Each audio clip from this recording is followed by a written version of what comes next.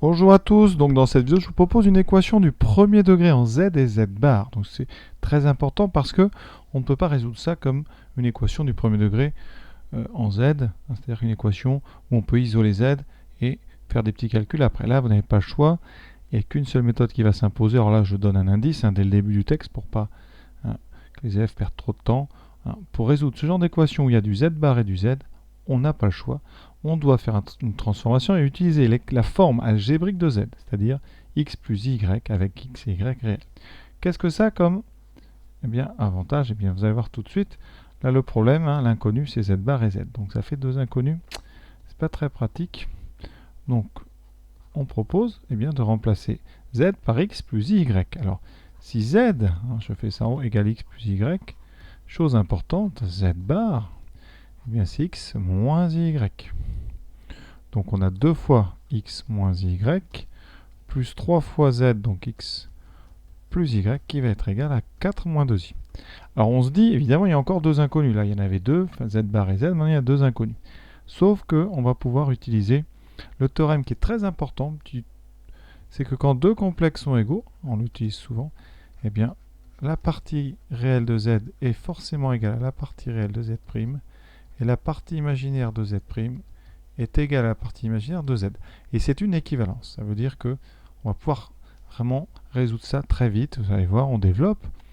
Donc 2x moins 2y plus 3x plus 3y égale 4 moins 2i. Le membre de gauche, on va le mettre sous sa forme algébrique. Donc on repère tous les nombres réels. Donc ici on a 2x, on a 3x, et ensuite on a moins 2y plus 3y, ce qui fait plus y. On en a 3 moins 2 égale à 4 moins 2i. Voilà, ça donne donc 5x plus y égale 4 moins 2i. Vous avez ici deux complexes. Ils sont égaux, donc leurs parties réelles vont être égales.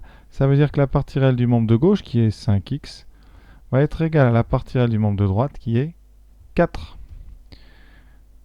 Ensuite, la partie imaginaire de gauche, c'est y, va être égale à la partie imaginaire de droite, c'est moins 2. Et vous voyez que c'est fini, parce que x est égal à 4 cinquièmes, et y est égal à moins 2.